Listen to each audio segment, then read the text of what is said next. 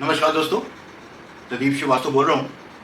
आपका मेरे चैनल में बहुत बहुत स्वागत है। देखिए, पिछले कुछ सालों में मैं डिफेंस स्टॉक्स पे काफ़ी सारी मैंने डिटेल स्टडी करके वीडियोस पोस्ट किए हैं और जितने भी मैंने वीडियोस डिफेंस स्टॉक पे किए हैं वो काफ़ी ज़्यादा सराहे गए, राइट। और आज भी मैं 5 ऐसे डिफेंस स्टॉक्स की बात करने जा रहा हूँ जिसके लिए एक कंपेलिंग इशू बनता है कि हम उन स्टॉक्स के बारे में स्टडी करें और उसको अपने पोर्टफोलियो में जरूर रखें। ये बेस्ड ऑन कोई रिसर्च है जो कि मैं आपको अभी बताने वाला। सो देखिए, पिछले कुछ सालों में मैं आपको डिफेंस स्टॉक्स के बारे में बताता रहा हूँ और मेरे को मेरे मेरे जो भी मैंने पोस्ट किए हैं डिफेंस स्टॉक्स के बारे में उसको बहुत सराहा गया। एंड इनफैक्ट डिफेंस में for the last couple of years there has always been a good progress और उसमें हमेशा फोकस रहा है, राइट। सो मैं आज कुछ 5 ऐसे डिफेंस स्टॉक्स की बात करने जा रहा हूँ जो हमें कंपेल करता है उसके बारे में स्टडी करने को, उसके बारे में सोचने को,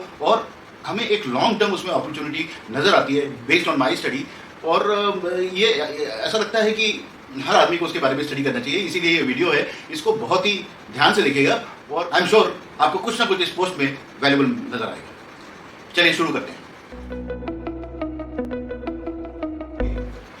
पिछले कुछ सालों में डिफेंस स्टॉक में आपने देखा है कि काफी सारी मोमेंटम रही है और काफी सारे ऐसे स्टॉक्स रहे हैं जो बहुत चर्चा में रहे, राइट। और इनफैक्ट कुछ ऐसे स्टॉक्स हैं जिनमें बहुत ज्यादा ग्रोथ नजर आई। अगर आप पिछले 1 साल का स्टडी करें तो पूरे डिफेंस स्टॉक में बहुत ही अच्छी खासी ग्रोथ आई है, राइट। सो कितनी ग्रोथ आई है और किस पर्टिकुलर स्टॉक पे कितनी ग्रोथ आई है, ये जो वीडियो है ये उसके लिए नहीं है, ये उन 5 स्टॉक्स के बारे में है जो मेरे को कंपेल करता है कि मैं आपको शेयर करूं। तो देखिए, सबसे पहली बात तो ये है कि मेड इन इंडिया का जो स्कीम गवर्नमेंट ने स्टार्ट किया और जो डिफेंस सेक्टर पे फोकस करने लगे कि मैन्युफैक्चरिंग करें और उस पर काफ़ी सारा इनिशिएटिव शुरू हुए, तो डिफेंस सेक्टर में काफ़ी ज़्यादा मोमेंटम दिख रहा है। लेकिन अभी एक रिसेंट डेवलपमेंट ये हुआ कि ऑपरेशन सिंदूर हुआ। ऑपरेशन सिंदूर हम सबको पता है और हमें सबको फख्र है कि हमारे गवर्नमेंट ने हमारे कंट्री ने इस ऑपरेशन सिंदूर को बहुत सक्सेसफुली हैंडल किया और इसमें हमारी मिलिट्री कैपेबिलिटीज़ और उनकी इंक्रीजिंग पोटेंसी और टेक्नोलॉजिकल पावर हम सबको नजर आए। सो ये किताबों में सिर्फ नहीं रही, ये हमें हमने प्रैक्टिकली भी देख लिया। सो इतनी सारी प्रिपरेशन, गवर्नमेंट का गाइडेंस, एक कमिटमेंट, स्टेडफास्ट कमिटमेंट कि सेल्फ रिलायंट हो डिफेंस इंडस्ट्री में, ये एक बहुत बड़ी डेवलपमेंट हुई है और इसका जो हम क्या कह सकते हैं proof we have seen in the Operation Sindoor. So जो स्कीम्स थी मेक इन इंडिया, जो पॉलिसी चेंजेस हुए जिसमें एफडीआई कैप्स डिफेंस सेक्टर में रेज किए गए, इंडिया एक ग्रेजुअली डिफेंस सेक्टर में एक बिगेस्ट आर्म इंपोर्टर्स से लेके अपना ओन डिफेंस इक्विपमेंट्स बनाने के कगार पे नजर आया और काफ़ी सारी डेवलपमेंट हुई, राइट। डिफेंस स्टॉक इसके वजह से हर इन्वेस्टर का एक शार्प इंटरेस्ट रहा है और जो पॉलिसी सपोर्ट है, जो surging crest of policy support है, स्ट्रैटेजिक क्लैरिटी है और ये एक राइजिंग डिफेंस आउटले है, ये क्लियरली दर्शाता है कि ये एक लॉन्ग टर्म गोल है जो कि धीरे धीरे हम एज अ कंट्री प्रोग्रेस कर रहे हैं। और जितने भी कंपनीज इसमें इन्वॉल्व हैं, ज़रूर उनका कहीं ना कहीं उनके ग्रोथ की बहुत बड़ी अपॉर्चुनिटी है। And so is stocks, right. So इतने मोमेंटम्स की वजह से फिर भी इंडिया जो है काफ़ी सारी चीज़ें अभी भी इंपोर्ट करता है क्रिटिकल सिस्टम्स में, और जो इंडिया की एम्बिशन है और सेल्फ सफिशिएंसी है उसमें एक अभी काफ़ी लार्ज गैप है।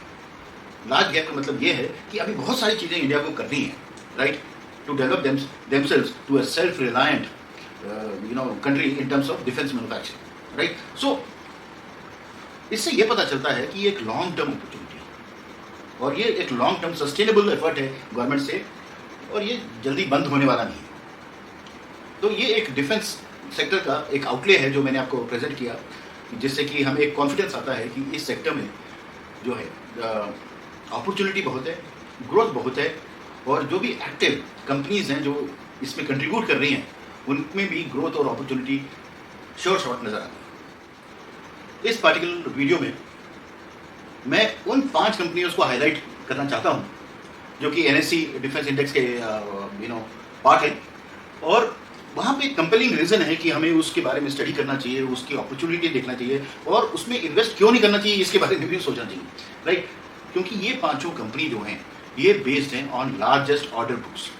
इन 5 कंपनी के ऑर्डर बुक्स जो हैं सबसे लार्जेस्ट हैं पूरे डिफेंस सेक्टर में, जितने भी स्टॉक्स हैं, जितने भी कंपनीज हैं। तो अगर और ये डेटा जो है 1 अप्रैल 2025 तक, राइट, जो कि 1 महीने पहले की बात। सो अगर इनके पास सालों के ऑर्डर बुक हैं, राइट, और एक श्योर शॉट वॉल्यूम ग्रोथ है और एक विजन है उस चीज़ को पूरा करने के लिए, तो ये कंपेलिंग रीज़न हो जाता है हमारे लिए भी सोचना कि क्या इन कंपनीज में हमारा इन्वॉल्वमेंट या हमारा इन्वेस्टमेंट या हमारा इंटरेस्ट या हमारी स्टडी ज़रूरी है या नहीं है। इसीलिए ये मैं आपको वीडियो शेयर कर रहा हूँ। और पिछले कुछ सालों में जो भी कॉन्ट्रैक्ट्स हुए और उसमें एग्जीक्यूशन हुआ, ये जो बिग ऑर्डर बुक है ये सिर्फ एक स्टैटिस्टिक्स नहीं है, राइट, और ये ट्रस्ट है, एक साइज को दर्शाता है, एक एंडुरेंस को दर्शाता है। और इसीलिए डिफेंस स्टॉक्स की बात करने जा रहा हूँ जिनकी ऑर्डर बुक जो है सबसे लार्जेस्ट है। और इसमें इन्वेस्ट करना मेरे को एक समझदारी की बात लगती है, बट मैं रिकमेंड नहीं कर रहा हूँ। मैं ये जरूर कह रहा हूँ कि अगर इनकी इतनी लार्जेस्ट ऑर्डर बुक है, राइट, जो कि सालों साल अभी चलेगी, और इंडिया का जो लॉन्ग टर्म विजन है और इंडिया में उसकी जो सक्सेस अभी मिली ऑपरेशन सिंदूर की वजह से, ये हमें कंपेल करता है कि इसके बारे में सोचें और ये सोचें कि ये हमारे पोर्टफोलियो में ये इन 5 डिफेंस स्टॉक्स में इन्वेस्टमेंट है या नहीं है। इस पार्टिकुलर वीडियो में मैं उन 5 कंपनियों को हाईलाइट करना चाहता हूं जो कि एनएससी डिफेंस इंडेक्स के पार्ट है, और वहाँ पे कंपेलिंग रीज़न है कि हमें उसके बारे में स्टडी करना चाहिए, उसकी अपॉर्चुनिटी देखना चाहिए और उसमें इन्वेस्ट क्यों नहीं करना चाहिए इसके बारे में भी सोचना चाहिए, राइट? क्योंकि ये पांचों कंपनी जो हैं ये बेस्ड हैं on largest order books. In 5 company के ऑर्डर बुक्स जो हैं सबसे लार्जेस्ट हैं पूरे डिफेंस सेक्टर में, जितने भी है ना। इंटरेस्टिंग, चलिए आगे बढ़ते हैं। पिछले कुछ सालों में डिफेंस स्टॉक में आपने देखा है कि काफ़ी सारी मोमेंटम रही है और काफ़ी सारे ऐसे स्टॉक्स रहे हैं जो बहुत चर्चा में रहे हैं, राइट। और इनफैक्ट कुछ ऐसे स्टॉक्स हैं जिनमें बहुत ज़्यादा ग्रोथ नजर आई। अगर आप पिछले 1 साल का स्टडी करें तो पूरे डिफेंस स्टॉक में बहुत ही अच्छी खासी ग्रोथ आई है, राइट। सो कितनी ग्रोथ आई है और किस पार्टिकुलर स्टॉक पे कितनी ग्रोथ आई है, ये जो वीडियो है ये उसके लिए नहीं है, ये उन 5 स्टॉक्स के बारे में है जो मेरे को कंपेल करता है कि मैं आपको शेयर करूं। तो देखिए, सबसे पहली बात तो ये है कि मेड इन इंडिया का जो स्कीम गवर्नमेंट ने स्टार्ट किया और जो डिफेंस सेक्टर पे फोकस करने लगे कि मैन्युफैक्चरिंग करें और उस पर काफ़ी सारा इनिशिएटिव शुरू हुए, तो डिफेंस सेक्टर में काफ़ी ज़्यादा मोमेंटम दिखा गया। लेकिन अभी एक रिसेंट डेवलपमेंट ये हुआ कि ऑपरेशन सिंदूर हुआ। ऑपरेशन सिंदूर हम सबको पता है और हमें सबको फख्र है कि हमारे गवर्नमेंट ने, हमारे कंट्री ने इस ऑपरेशन सिंदूर को बहुत सक्सेसफुली हैंडल किया और इसमें हमारी मिलिट्री कैपेबिलिटीज़ और उनकी इंक्रीजिंग पोटेंसी और टेक्नोलॉजिकल पावर हम सबको नजर है। सो ये किताबों में सिर्फ नहीं रही, ये हमें हमने प्रैक्टिकली भी देख लिया। सो इतनी सारी प्रिपरेशन, गवर्नमेंट का गाइडेंस, एक कमिटमेंट, स्टेडफास्ट कमिटमेंट कि सेल्फ रिलायंट हो डिफेंस इंडस्ट्री में, ये एक बहुत बड़ी डेवलपमेंट हुई है। और इसका जो हम क्या कह सकते हैं proof we have seen in the Operation Sindoor. So जो स्कीम्स थी मेक इन इंडिया, जो पॉलिसी चेंजेस हुए जिसमें एफडीआई गैप्स डिफेंस सेक्टर में रेज किए गए, इंडिया एक ग्रेजुअली डिफेंस सेक्टर एक बिगेस्ट आर्म इम्पोर्टर्स से लेके अपना ओन डिफेंस इक्विपमेंट्स बनाने के कगार पे नजर आया और काफ़ी सारी डेवलपमेंट हुई, राइट। डिफेंस स्टॉक इसके वजह से हर इन्वेस्टर का एक शार्प इंटरेस्ट रहा है और जो पॉलिसी सपोर्ट है, जो surging crest of policy support है, स्ट्रैटेजिक क्लैरिटी है और ये एक राइजिंग डिफेंस आउटले है, ये क्लियरली दर्शाता है कि ये एक लॉन्ग टर्म गोल है जो कि धीरे धीरे हम एज अ कंट्री प्रोग्रेस कर रहे हैं। और जितने भी कंपनीज इसमें इन्वॉल्व हैं, ज़रूर उनका कहीं ना कहीं उनके ग्रोथ की बहुत बड़ी अपॉर्चुनिटी है। And so is stocks, right. So इतने मोमेंटम्स की वजह से फिर भी इंडिया जो है काफ़ी सारी चीज़ें अभी भी इंपोर्ट करता है क्रिटिकल सिस्टम्स में, और जो इंडिया की एम्बिशन है और सेल्फ सफिशिएंसी है उसमें एक अभी काफ़ी लार्ज गैप है। लार्ज गैप का मतलब ये है कि अभी बहुत सारी चीज़ें इंडिया को करनी है, right, to develop themselves to a self-reliant country in terms of defense manufacturing, right? So इससे ये पता चलता है कि ये एक लॉन्ग टर्म अपॉर्चुनिटी है और ये एक लॉन्ग टर्म सस्टेनेबल एफर्ट है गवर्नमेंट से और ये जल्दी बंद होने वाला नहीं है। तो ये एक डिफेंस सेक्टर का एक आउटले है जो मैंने आपको प्रेजेंट किया, जिससे कि हमें एक कॉन्फिडेंस आता है कि इस सेक्टर में जो है अपॉर्चुनिटी बहुत है, ग्रोथ बहुत है और जो भी एक्टिव कंपनीज हैं जो इसमें कंट्रीब्यूट कर रही हैं उनमें भी ग्रोथ और अपॉर्चुनिटी श्योर शॉर्ट नजर आ रहा है। तो देखिए वो जो 5 डिफेंस स्टॉक्स हैं जिनके बारे में मैं बात करने जा रहा हूँ वो डिसेंडिंग ऑर्डर में है, मतलब जिनका सबसे ज़्यादा लार्जेस्ट ऑर्डर बुक है उनके बारे में मैं उनका नाम पहले लूँगा और इन 5 में जो इसका लोएस्ट है वो 5वें नंबर पर आएगा। सो मैं आपको ये 5 नाम बताता हूँ और इनका मार्केट कैप बताता हूँ और इनका ऑर्डर बुक साइज बताता हूँ, जिससे कि एक फेयर अमाउंट ऑफ आइडिया आपको मिल जाए कि ये कौन सी कंपनीज हैं। सो सबसे पहला कंपनी जो आता है वो है हिंदुस्तान एरोनॉटिक्स लिमिटेड। आप सबको पता है कि हिंदुस्तान एरोनॉटिक्स लिमिटेड क्या है और इसकी क्या सिग्निफिकेंस है। इसका देखिए जो मार्केट कैप है करोड़ में वो है 3,30,034 330,034 crores is the market cap of HAL and the order book size only for the financial year 2025 is 1,89,300 crores. So that is the kind of order book these guys have, and it gives you a sense of lot of trust. It gives you that they have such a large order size, right? And obviously if they execute everything, if everything falls in place, and they will get more orders, number one, they will grow, number two, and the company will get stronger and better. And HL in any case, when you see the fundamentals and the other things, is a very strong organization. So दूसरी company जो है इसमें आती है वो है Bharat electronics limited. दूसरी company जो आती है इसमें आती है वो है भारत इलेक्ट्रॉनिक्स लिमिटेड, जिसको हम BEL के नाम से जानते हैं। इसका मार्केट कैप जो है 281,463 करोड़ है, which essentially means 2,81,463 crores, and the order book size is 71,650. So that is the order book size, guys, for the financial year 25. And the third one is Mazagon Dock, जिसको हम investors जो हैं मैजडॉक के नाम से जानते हैं। उसका मार्केट कैप जो है it is 139,388, right, 1,39,388 crores, and the order size is 38,000 crores for the financial year 25, right? And the fourth one is Bharat Dynamics, जिसे हम BDL के नाम से जानते हैं। इसका मार्केट कैप जो है 72,228 है और इसका जो ऑर्डर साइज है वो करीब 22,700 है। It's 22,700 crores. So that is the order size of BDL, guys. And the last one in this top 5 category is Garden Reach. Garden Reach you have seen in the recent past few weeks has skyrocketed. क्या growth हुई है उसमें, क्या opportunity बनी है, और अगर जिसके पास भी ये वो इन्वेस्टेड है, I am sure he is made a lot of money, he और she has made a lot of money. और इस the market cap of Garden Reach, it's a ship building company, is 38,641 और इसका जो order book size है वो है 22,652, which is means 22,652 crores. So that is the size of order book this company has. So the top 5 companies as far as the order book is concerned in the defense sector is, I repeat, HAL, the second one is Bharat Electronics, the third one is Mazdok, the fourth one is BDL, and the fifth one is Garden Reach. So these are the 5 companies, guys, who have the largest order book size. है ना interesting? चलिए इन 5 company के बारे में थोड़ा सा आपको एक फ्लेवर देता हूँ, जिससे कि अगर खुदा न खास्ता आप उसके बारे में नहीं कम जानते हैं तो आपको एक आइडिया मिले, और उसके बाद में आप अपनी स्टडी जरूर जैसे मैंने बोला। सबसे पहले बात करते हैं हम HAL की। HAL जो है हिंदुस्तान एरोनॉटिक्स लिमिटेड है। HAL जो है डिफेंस सेक्टर में सबसे ज़्यादा स्ट्रॉन्गेस्ट ऑर्डर बुक जो हैं HAL के हैं पूरे इंडियन डिफेंस इंडस्ट्री में। सो HAL के सबसे स्ट्रॉन्गेस्ट ऑर्डर बुक है इंडियन डिफेंस इंडस्ट्री में।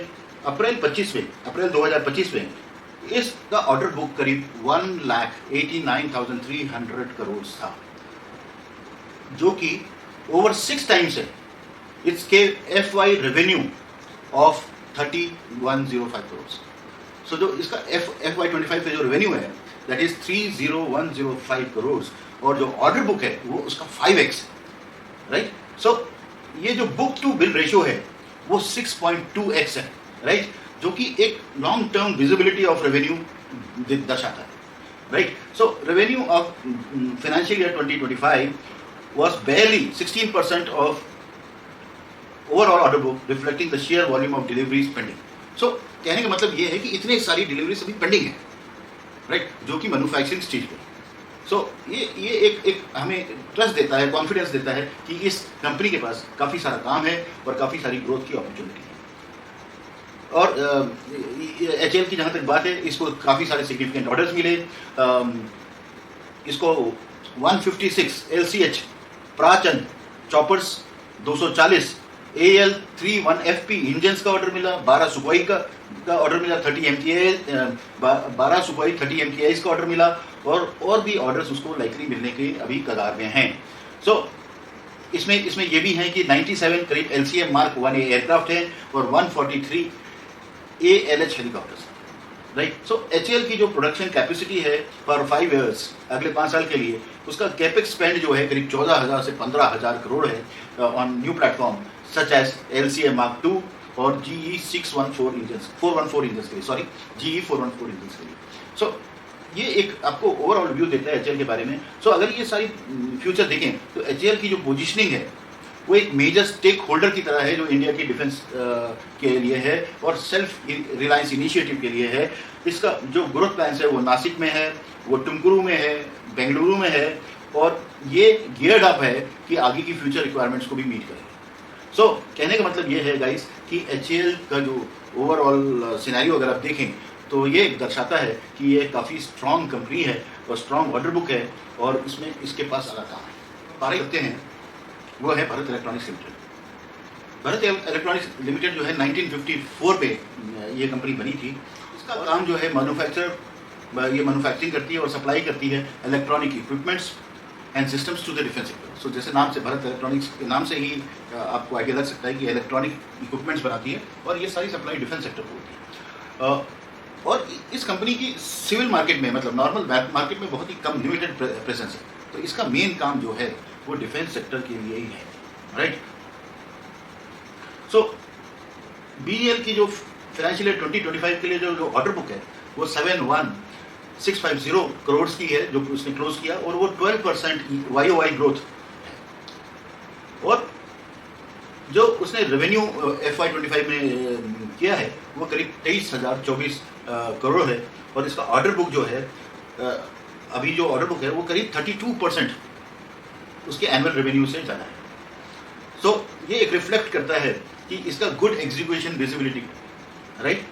सो कंपनी के पास जो ऑर्डर्स हैं, नए ऑर्डर्स हैं जो ऐड करने की कोशिश कर रही है, वो कर रही है करीब 27,000 करोड़ की FY26 में, जिसका पोटेंशियल अपसाइड करीब 30,000 करोड़ है additional if the QRSAM contract happens during this year. So एक कॉन्ट्रैक्ट पेंडिंग है जिसका नाम QRSAM है, अगर वो होता है तो ये 30,000 करोड़ पे इसका जो है ऑर्डर बुक साइज पहुंच जाएगा।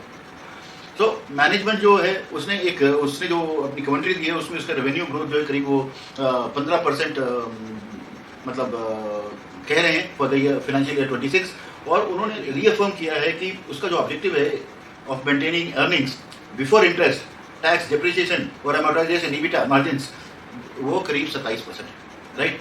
सो BEL जो है लार्ज ऑर्डर्स को टारगेट कर रहा है सच एज QRSAM, प्रोजेक्ट खुशा क्या है, वो इंडिजीनियस S400, आपने ये नाम तो ऑपरेशन सिंदूर में सुना ही होगा, और नेक्स्ट जनरेशन को कॉर्बिटिस के लिए है, और ये काफ़ी ज़्यादा स्टडी कर रहा है और कोशिश कर रहा है कि ये डीपर जाए sub system supplier to full fledged system integrators.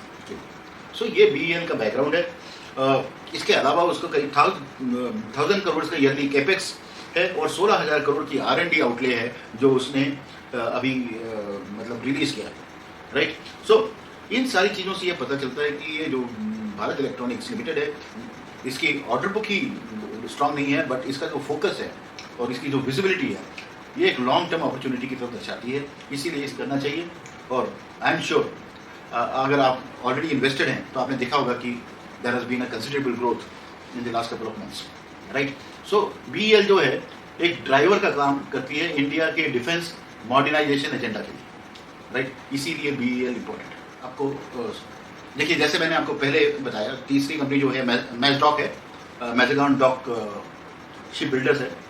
ये जो मैजडॉक है ये मुंबई में बेस्ड कंपनी है जो कि 1774 में एस्टेब्लिश हुई थी। सोचिए कितनी पुरानी है, और ये एक बहुत प्रोमिनेंट शिपयार्ड है इंडिया में, राइट।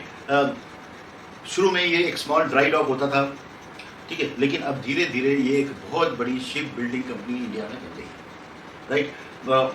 इसने अभी तक जो है करीब 801 वेसल्स सिंस 1960 बनाए हैं, जिसमें वॉरशिप्स हैं, सबमरीन्स हैं, कार्गो पैसेंजर शिप्स हैं और ऑफशोर प्लेटफॉर्म्स हैं।